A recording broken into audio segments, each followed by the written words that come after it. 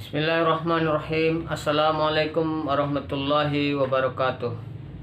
Alhamdulillahirabbil alamin wassalatu wassalamu ala asrofil anbiya'i wal mursalin wa ala alihi wa ashabihi ajmain. Amma ba'd. Pemirsa, kita lanjutkan melihat isi buku yang berjudul Membongkar Tipu Daya Dukun Sakti Berkedok Wali, yang ditulis oleh Zainal Abidin bin Samsudin LC, penerbit Pustaka Imam Bonjol. Tema yang kita ambil pada saat ini yaitu perdukunan berkedok pengobatan Islami. Perdukunan berkedok pengobatan Islami. Dampak kebodohan umat terhadap agama Islam atau karena terlalu liciknya tipu muslihat seorang paranormal dalam menjalankan aksinya dengan berkedok sebagai seorang ustadz, kiai, atau habib, maka praktek pengobatan dan ritual kesesatan semakin tumbuh subur di tengah masyarakat. Dengan menggunakan simbol-simbol dan amalan-amalan yang berbau Islam yang diambil dari ayat-ayat suci Al-Quran, sehingga kesesatan ritual mereka semakin tidak nampak.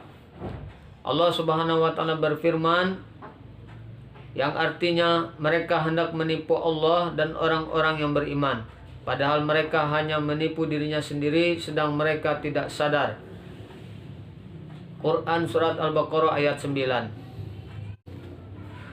Apalagi penampilan mereka juga terkesan begitu Islami, misalnya dengan sorban, gamis, berjenggot, dan memenuhi ruang prakteknya dengan ayat-ayat Al-Quran atau tulisan Asmaul Husna yang dipajang di dinding, yang membuat orang awam semakin terkecoh dan tidak bisa mengelak.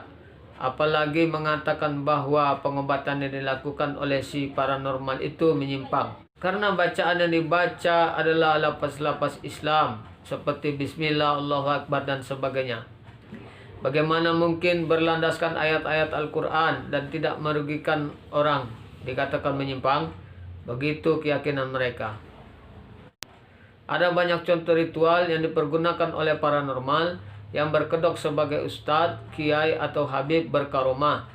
Di antaranya adalah 1. Terapi dengan amalan-amalan zikir yang tidak ada tuntunannya dari Al-Quran maupun sunnah Nabi. Misalnya dengan membaca zikir-zikir aneh seperti membaca ayat-ayat surat Al-Ikhlas dengan lafaz kul kul kul, hu hu hu, dan sebagainya dengan jumlah tertentu. 2. Terapi dengan menjalani ritual puasa seperti puasa muti, puasa 40 hari, puasa 100 hari, dan sebagainya.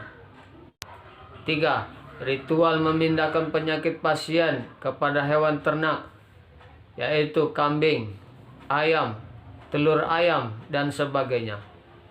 4. Memberi minuman air putih yang sudah dibacakan doa dan wirid. 5. Memberikan rajah yang ditulis dalam kertas atau kain yang dapat dikenakan atau dimasukkan dalam minuman untuk diminum oleh si pasien. 6. Memberikan jimat atau benda keramat seperti cincin, gelang, kalung, sabuk, susuk, dan sebagainya. 7. Transfer energi atau tenaga dalam disertai dengan zikir-zikir atau amalan-amalan khusus. 8. Ruqyah jamaah yang dilakukan oleh sebagian kelompok yang kurang paham tentang perbedaan sunnah dengan bid'ah.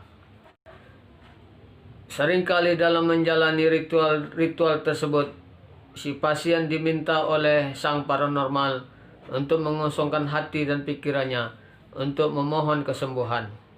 Pada saat pikiran dan hati kosong itulah kadam atau jin yang bekerja sama dengan sang paranormal menjalankan aksinya. Karena jin tidak akan masuk ke dalam tubuh manusia dikala hati dan pikirannya penuh dengan keimanan dan senantiasa mengingat Allah. Sebagaimana firman Allah dalam Al-Quran Surat Al-A'raf ayat 201 yang artinya, sesungguhnya orang-orang yang bertakwa bila mereka ditimpa was-was dari setan, mereka ingat kepada Allah. Maka ketika itu juga mereka melihat kesalahannya. Sebenarnya tujuan inti dari pengobatan adalah memohon kesembuhan, yang membuat si pasien hanya berkonsentrasi untuk sembuh tanpa mengingat zat yang bisa menyembuhkan, yaitu Allah Subhanahu wa taala. Karena ia sudah terlanjur percaya kepada paranormal yang dimintai tolong. Terlebih lagi ia sering mendengar dan melihat banyak orang yang terpenuhi hajatnya atas pertolongan sang paranormal. Demikianlah yang dapat disampaikan pada saat ini tentang perdukunan berkedok pengobatan Islami. Mudah-mudahan apa yang telah kita sampaikan ini bermanfaat. Silakan disebarluaskan dan saya sudahi. Banyak maaf. Wassalamualaikum warahmatullahi wabarakatuh.